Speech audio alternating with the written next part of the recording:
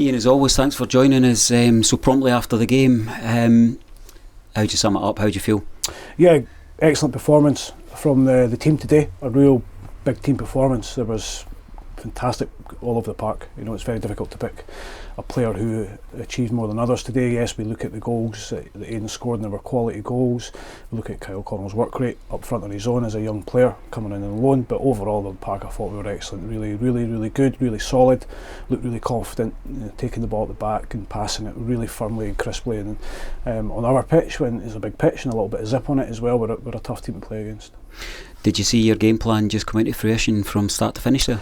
Maybe not. I thought the first 10 minutes Partick started better than us actually. They forced us back a little bit, a couple of corners. That happens. We don't panic. I think that's the biggest thing. We know if you concede an early goal, it's not ideal, but it's not the end of the world. You can always get time to come back.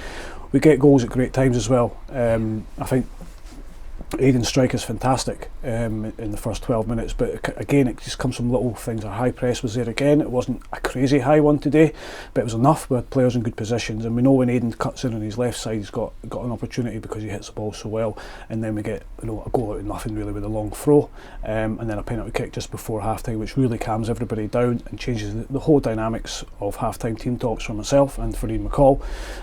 But second half I felt we worked incredibly hard, shown an appetite to defend and a real resilience, and we got a deserved win.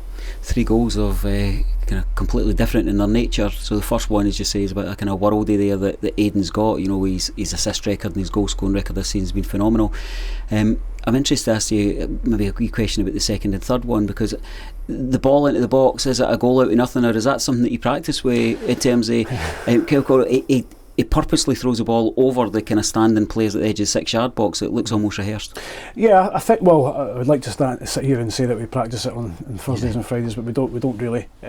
We decided today before kick-off, literally 5-10 minutes before, that we'll put the first one in, because I know as a defender, when you're conceding goals and you're away from home, the last thing you want to do is defend a long ball into your box, and also it brings everybody back to the park. And I know as a striker that you don't want to be running back to the park too much. Kyle's had a wee shoulder injury as well over the last 2 to 3 weeks, which has hampered him a little bit, and we weren't sure if he would manage to throw the ball in, so we had to wait and see after the first one, but he was good to go. He's got a heck of a long throw. I mean, it's ridiculous really at times, and it's a huge asset. I've seen it.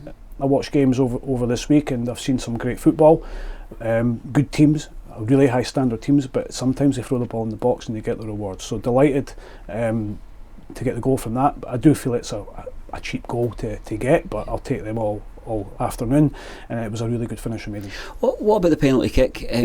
You've got Aidan who's on a hat trick. You've got a young lad who feels he needs a goal. He wants to kind of stake his claim. There's so much wrapped up in that little discussion and that little decision there in terms of how teammates interact. But the internal confidence of Kyle to say, I know I need to get a goal, I need to get off and running here, but I'm in front of the best part of 2,000 people here, and that doesn't faze me. It's hugely impressive. Yeah, Kyle does well to win the penalty. Again, another goal out of probably nothing really, because if it was against us, we'd be annoyed with our defender. Would be a cheap one to give away, but you know, we had Dylan Easton looking to take it, with Kyle looking to take it. Aidan's on a hat-trick, first half hat-trick, which I've not seen for a while. I think it comes from within the group of players that we have. They're such intelligent players. They've got good quality.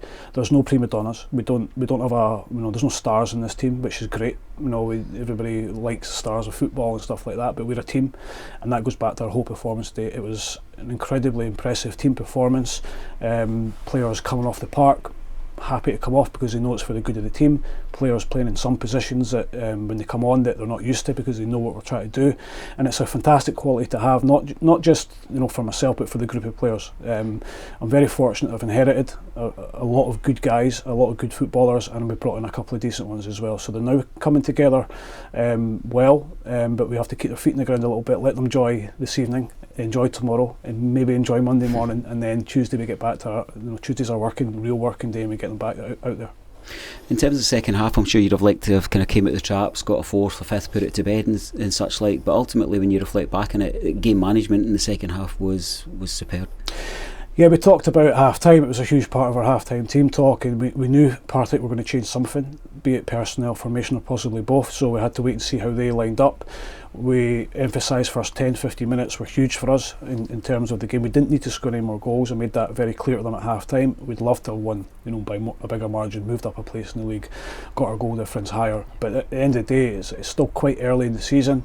We made a fantastic platform in the first half for us to move forward, and the minimum we all decided as a group, a collective group, is we come in here at 3-0 and that, at full time, and if somebody had offered us 3-0 before the game at home to a very, very good championship side, we would have bit their hand off.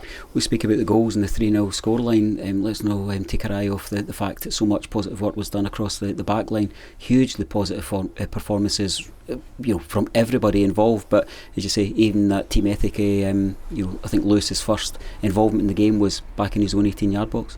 Yeah, it's the dirty side of football, if you like. When you've got a group of guys that are willing to do that, it's half the battle. They're very well drilled in what they do. That comes from staff, all the staff, not just me, and also the players. I can't speak highly enough of the players today and the last 5-6 weeks.